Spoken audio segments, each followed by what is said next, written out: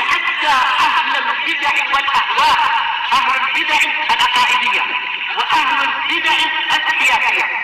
أنا أقول بيننا وبينكم السلف، بيننا وبينكم الكتب، كان فيقول البدع بيننا وبينكم.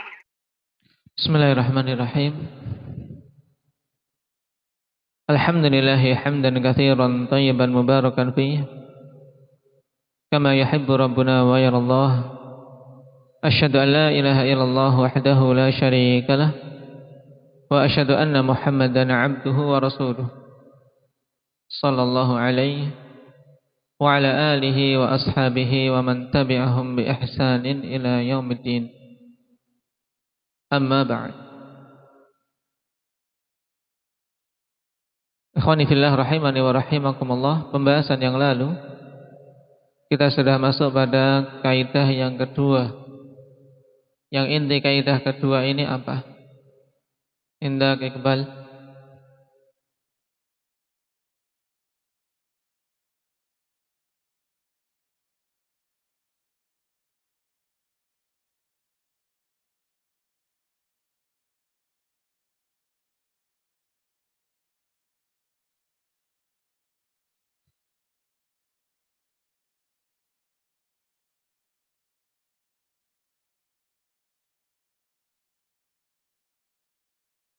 Baik.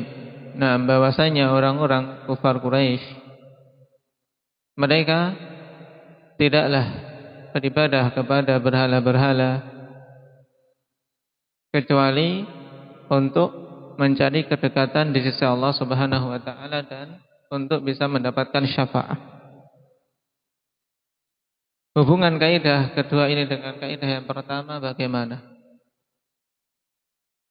Hendak Ismail, hubungannya sekarang kita bisa menarik keterkaitan antara kaidah pertama dan kaidah kedua dari isi mana itu?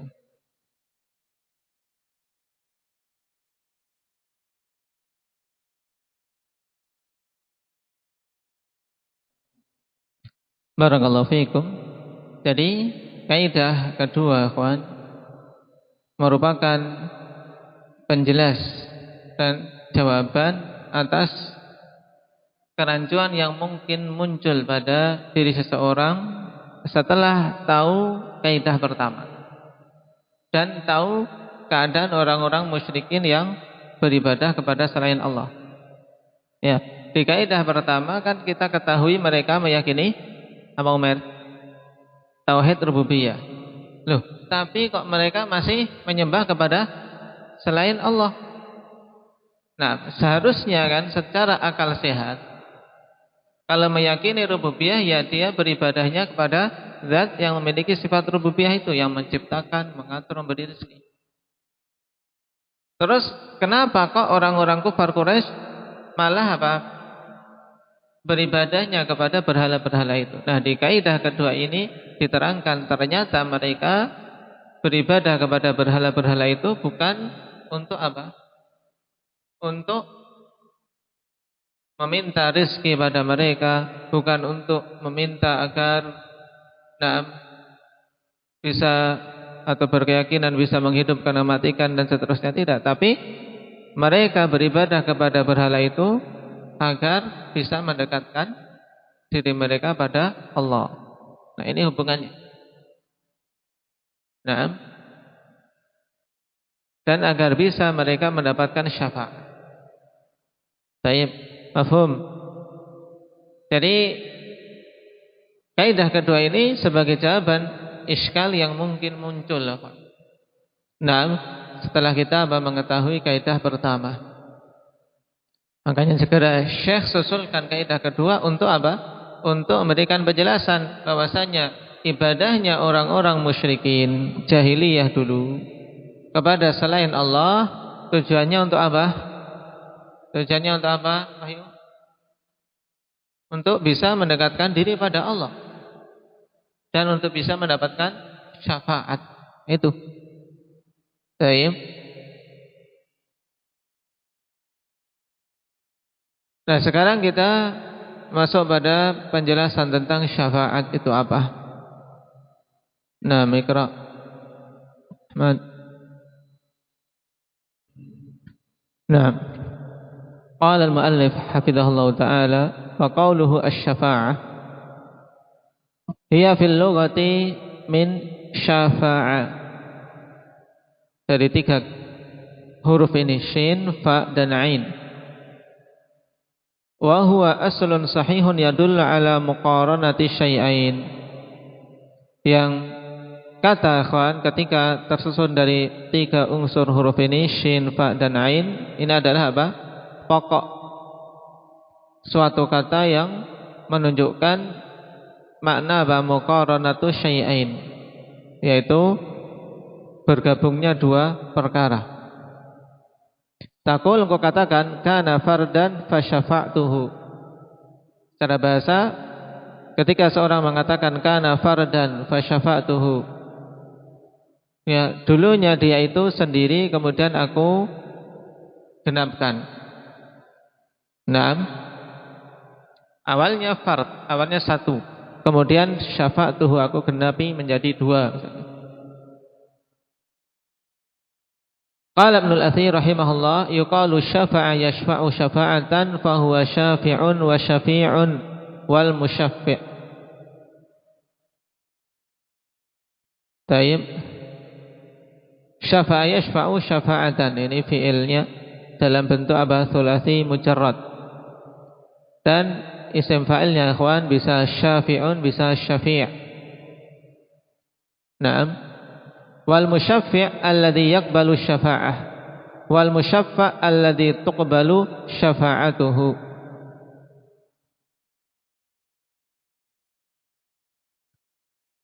Al musyaffi'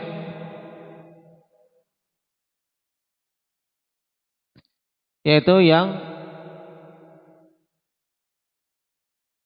menerima syafaat,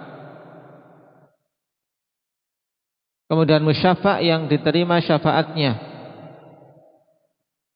Baik. Adapun syafi', ya, syafi' ini yang memberi syafaat.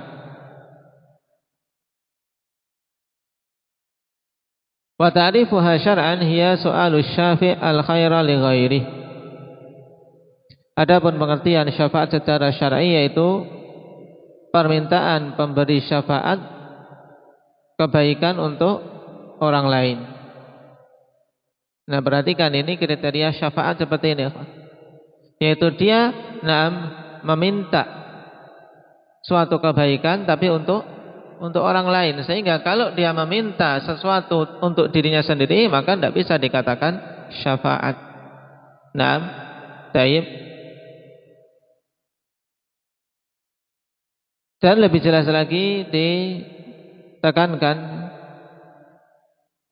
di kalimat berikutnya, au tawassutu syafi'i li ghairihi bi jalbi naf'in au daf'i durrihi au raf'i. Atau ya tawassutu syafi' li ghairihi. Nah, bantuan yang diberikan oleh pemberi syafaat untuk orang lain. Dia memerantarai. Nah, dan menjadi perantara ini kan bantuan. Ya, bantuan yang diberikan oleh pemberi syafaat untuk orang lain dalam usaha mendapatkan kemanfaatan atau menolak kemandaratan atau mengangkatnya. Perbedaan antara daf'i durrin dan raf'i, ya, raf'i durrin, kalau dafa' menolak, yaitu sebelum datang kemandaratan ditolak. Sedangkan rafa' memang mandaratnya sudah ada, kemudian apa? Diangkat. Contoh untuk syafaat di dunia, kawan, misalnya, nah, seseorang sakit parah, tidak punya uang untuk berobat. Kemudian ada temannya tahu kondisi saudaranya tadi butuh uang, tapi mau bantu uang tidak bisa. Dan dia kenal seseorang yang suka memberikan bantuan. Nah, maka si teman tadi berusaha untuk apa? Untuk membantu.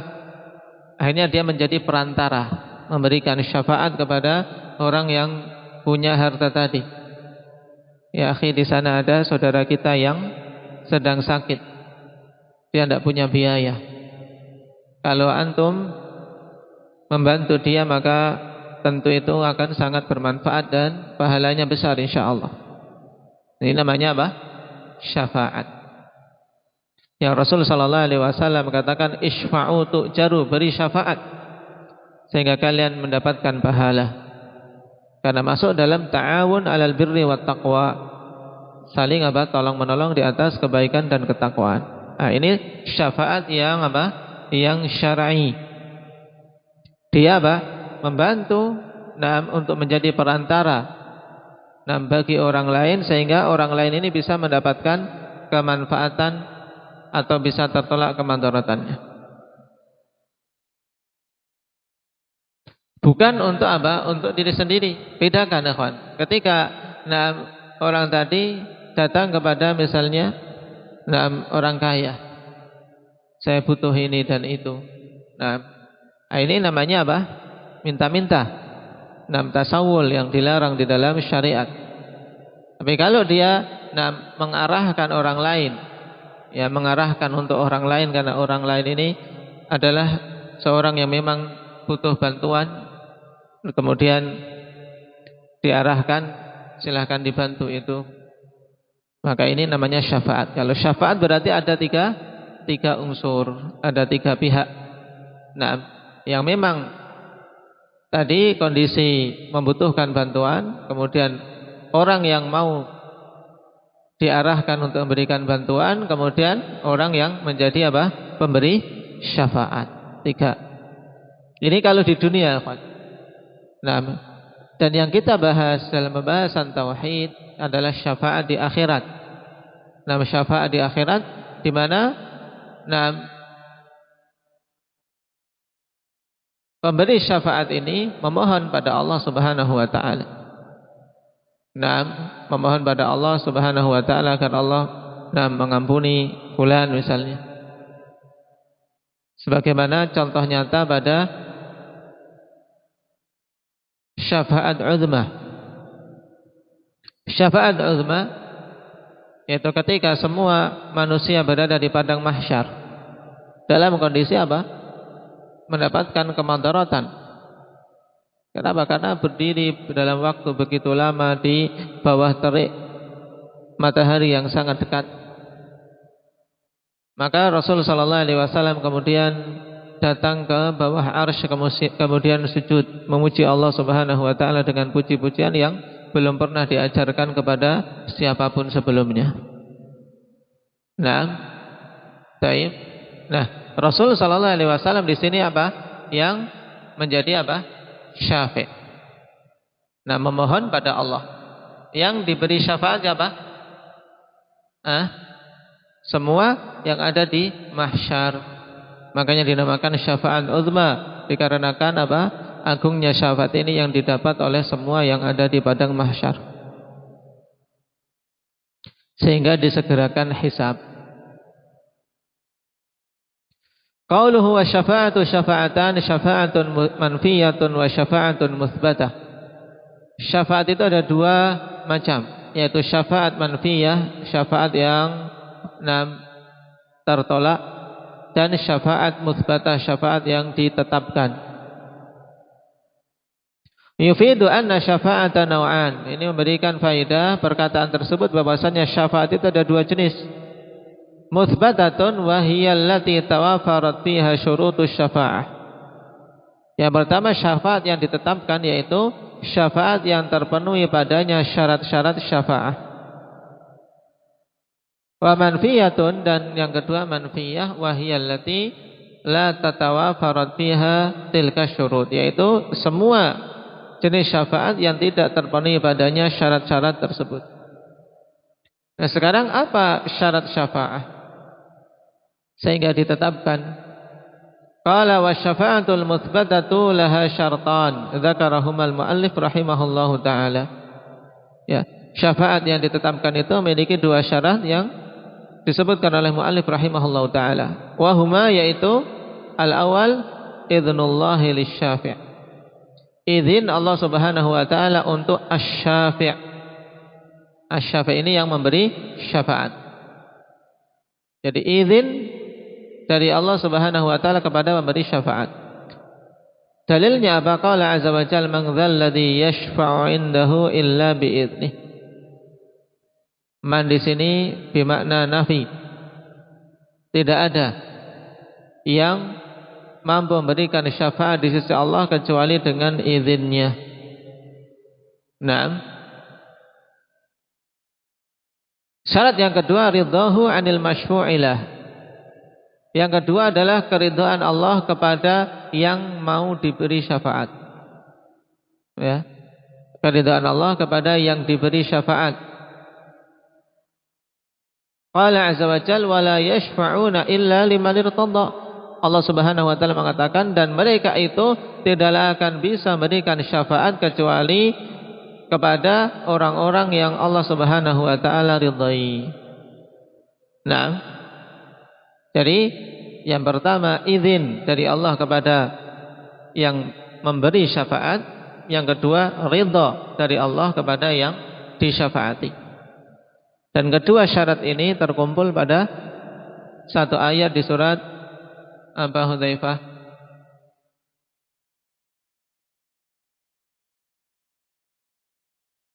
Dua syarat sekaligus terkumpul dalam satu ayat. Nama ayat di surat An-Najm. Ingat-ingat. Nah, wa kam mim malakin fis samawati la tughni syafa'atuhum syai'a illa min ba'di an ya'dzanallahu liman yasha'u wa yarda. Nah, betapa banyak malaikat-malaikat tidak bermanfaat syafaat mereka sedikit pun. Nah, kecuali setelah mendapatkan izin dari Allah Subhanahu wa taala. Izin bagi yang memberi syafaat. Kemudian liman yasha'u wa yarda, untuk orang-orang yang Allah kehendaki dan Allah ridhai.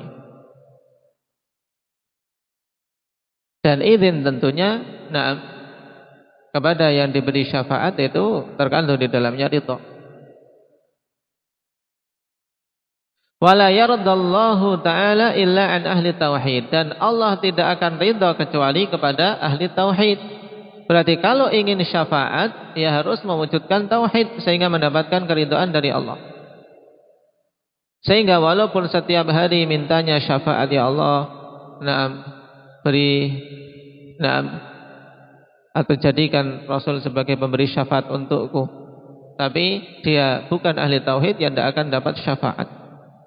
Walaupun bahkan datang ke kubur Nabi SAW minta syafaatnya kepada Nabi, malah ini tidak benar, semakin jauh untuk bisa mendapatkan syafaat. Kenapa? Karena syafaat untuk seorang bisa mendapatkannya, ya meminta kepada Allah Subhanahu wa taala. Baik. Jadi mintanya kepada Allah, sehingga Allah izinkan Nabi SAW untuk memberikan syafaat bagi kita. Qala Ibnul Qayyim rahimahullah, fahadhihi thalathatu usul. Dan ini tiga pokok utama. La syafa'ata illa biiznih. Tidak ada syafaat kecuali dengan izinnya. Wala ya'dzanu illa liman radiya qawlahu wa amalah. Dan Allah tidak akan mengizinkan kecuali kepada siapa saja yang Allah ridhai perkataan dan amalannya. Kemudian wala yarda minal qawli wal amali illa tauhidahu wattiba'a rasulih.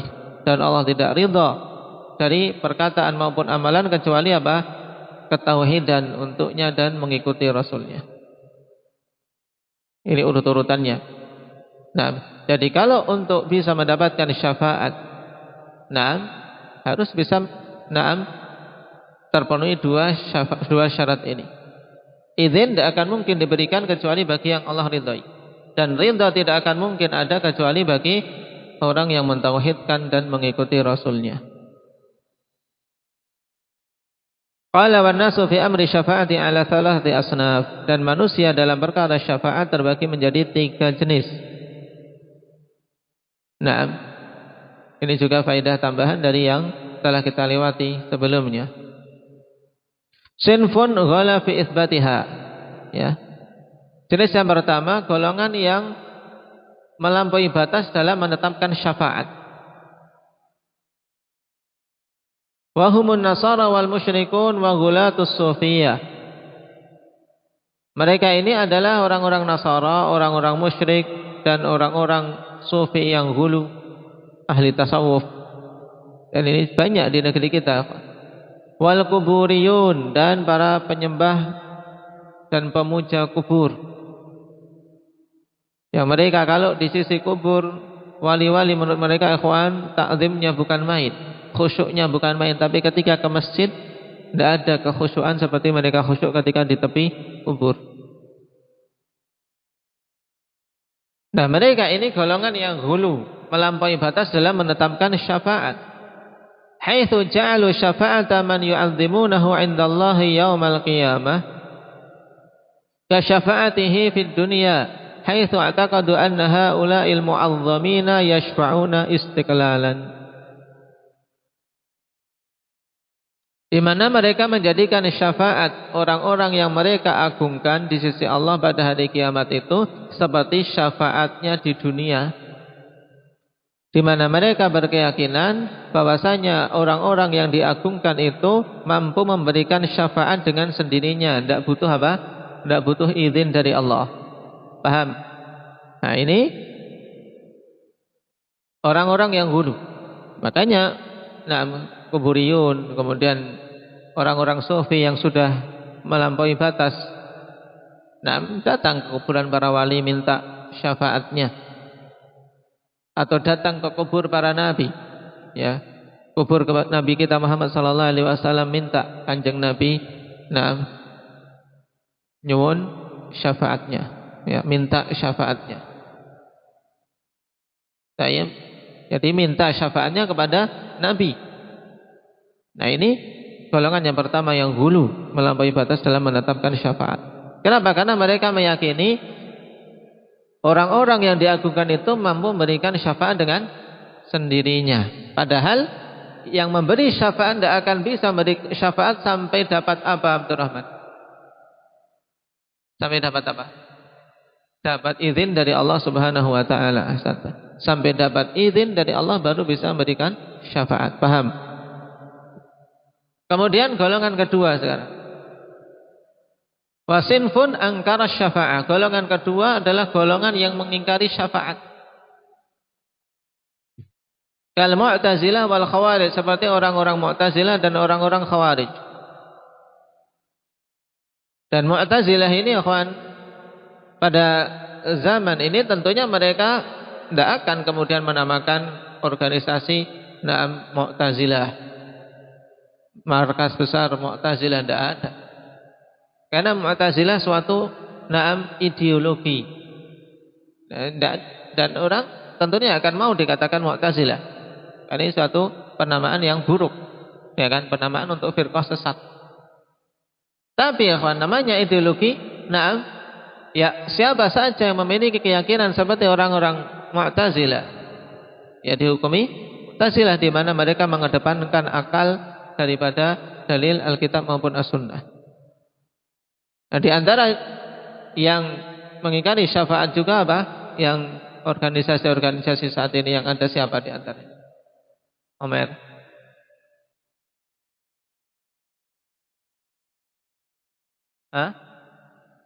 MTA, kawan, MTA.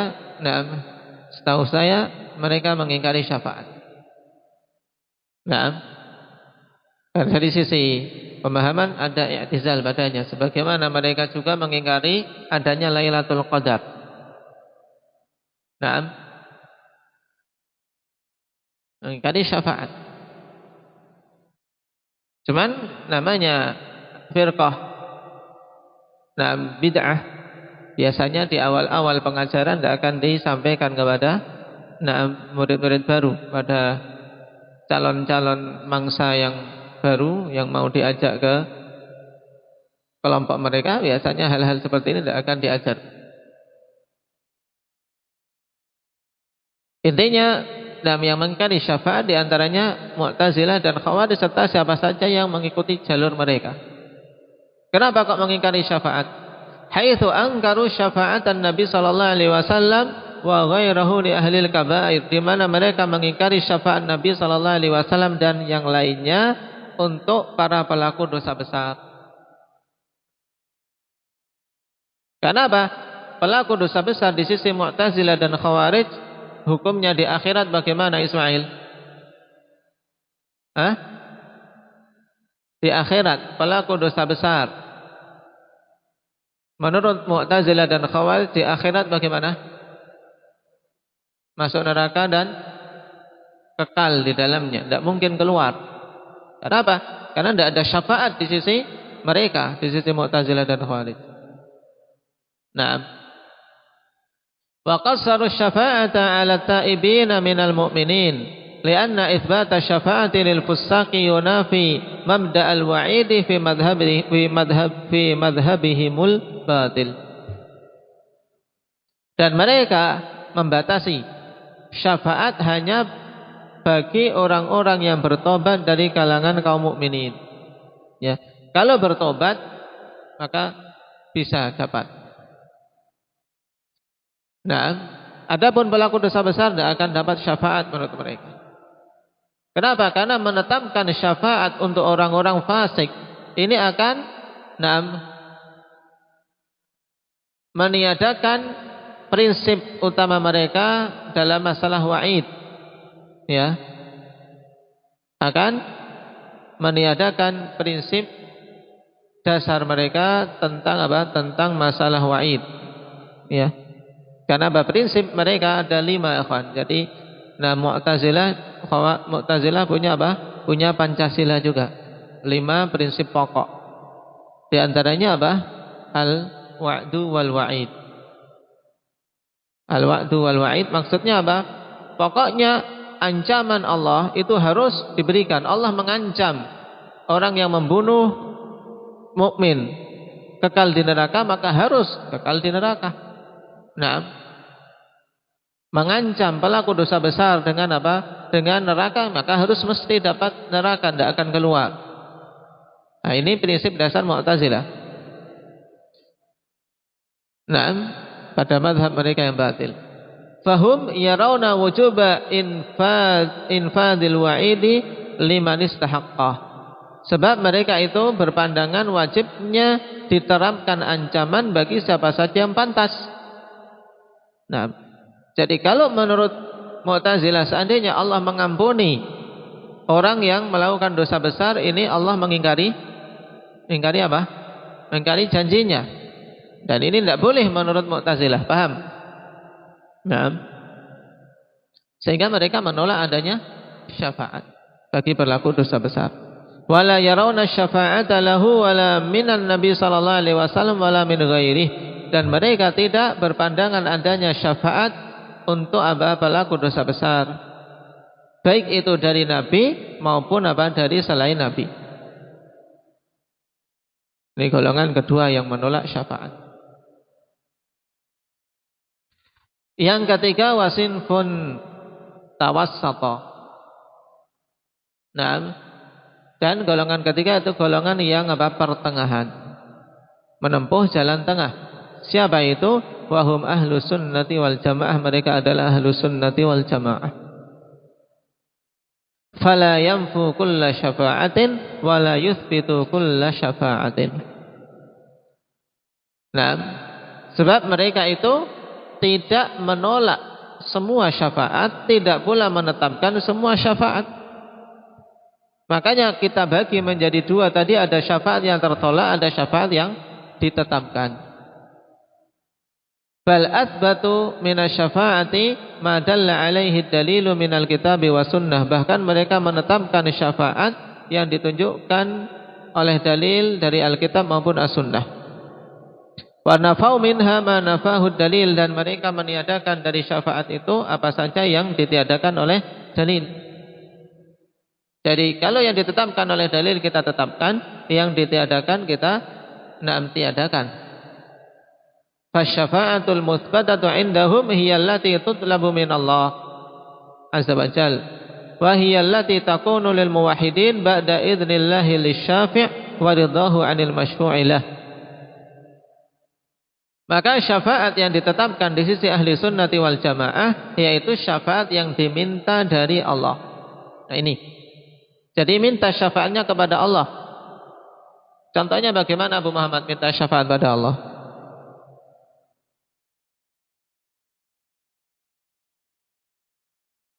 Dalam bahasa Jawa saja, bahasa Indonesia saja.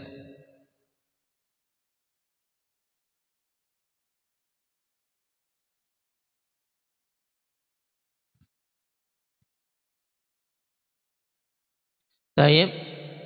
Dengan mengucapkan Allahumma syaffi' nabiyyaka Muhammadan sallallahu alaihi wasallam fiyya.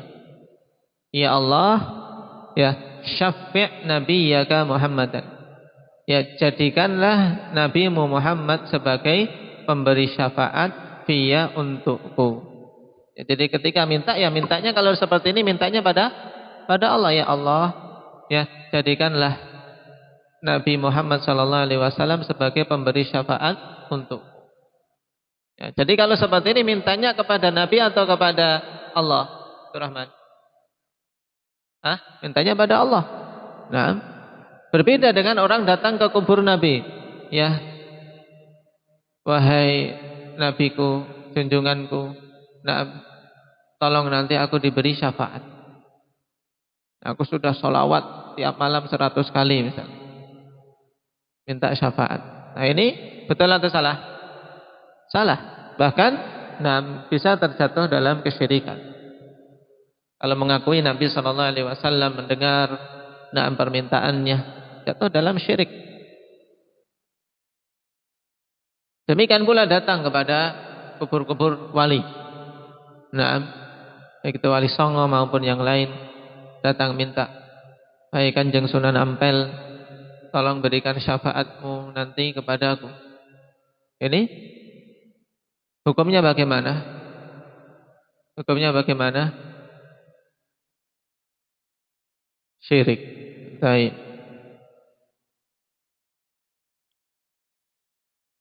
Nah, fala tutlabu min ghairillah. Maka syafaat itu tidak diminta kecuali dari apa? Dari Allah. Tidak diminta dari selain Allah. Wala takunu illa ba'da idnihi wa ridhah, dan tidak akan mungkin ditetapkan syafaat itu kecuali setelah izin Allah dan keridhaannya. Naam.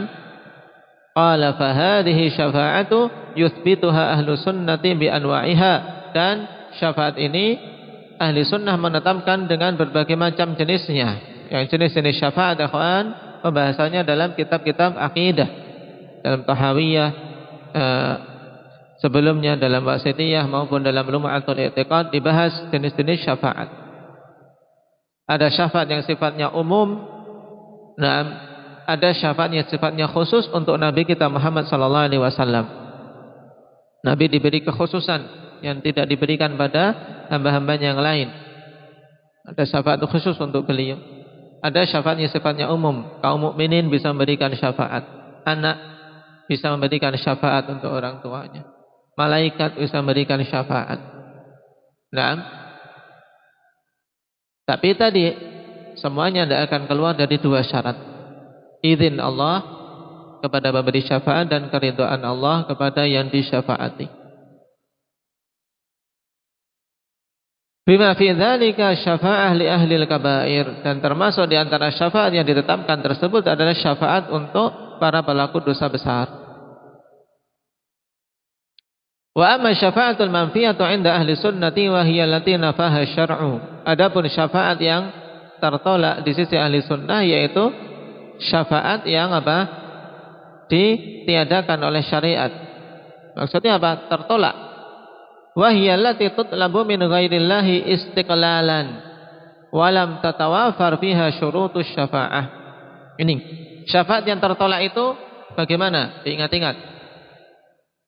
Yaitu syafaat yang diminta dari selain Allah.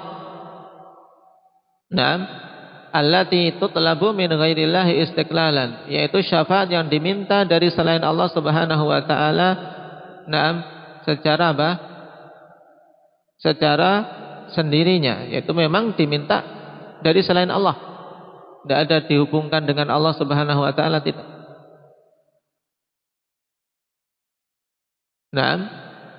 Dan syafaat yang tidak terpenuhi padanya syarat-syarat syafaat. Inilah syafaat yang tertolak. Syafaat yang diminta dari selain Allah dan syafaat yang tidak terpenuhi syarat-syaratnya. Wa jumlatul qaul, dan kesimpulan dari apa? Pembahasan ini, inna syafa'atal manfiyata hiya allati tutlabu bi ghairi idznillah aw tutlabu li musyrikin. Ya. Kesimpulannya berarti syafaat yang tertolak ini yaitu apa? Syafaat yang diminta, syafaat yang diminta bi ghairi idznillah, tanpa ada izin dari Allah. Ya, syafaat yang diminta tanpa ada izin dari Allah tertolak. Yang kedua, au tutlabu li musyrik, atau diminta untuk musyrik. Diminta tapi syafaat ini untuk musyrik. Ini tidak bisa. Syafaat manfiyah. Cuma ikhwan, untuk yang kedua ini au tutlabu li musyrikin, atau diminta untuk musyrik, dikecualikan satu saja, yaitu apa? Syafaat Nabi kita Muhammad sallallahu alaihi wasallam untuk pamannya Abu Thalib. Syafaat Nabi sallallahu alaihi wasallam untuk Abu Thalib, di mana Abu Thalib yang seharusnya berada di kerak paling bawah neraka karena kesyirikannya, kemudian apa? Dengan sebab syafaat Nabi sallallahu alaihi wasallam terangkat sampai apa? Bagian paling ringannya neraka. Jadi siksaan neraka yang paling ringan sudah diisi, itu jatahnya Abu Thalib. Cuman apa? Tidak sempurna, dalam artian syafaat yang tidak kemudian keluar dari neraka, tidak. Karena apa? Ini untuk menunjukkan kemuliaan Nabi kita Muhammad sallallahu alaihi wasallam, di mana beliau diberi kekhususan. Dengan kekhususan yang tidak diberikan orang-orang lain dan nabi-nabi yang lain. Wa syafa'atul mutsbatah hiya allati takunu ba'da idznillah wa li ahli tauhid. Dan syafaat yang ditetapkan yaitu syafaat setelah mendapatkan izin dari Allah dan untuk ahli tauhid.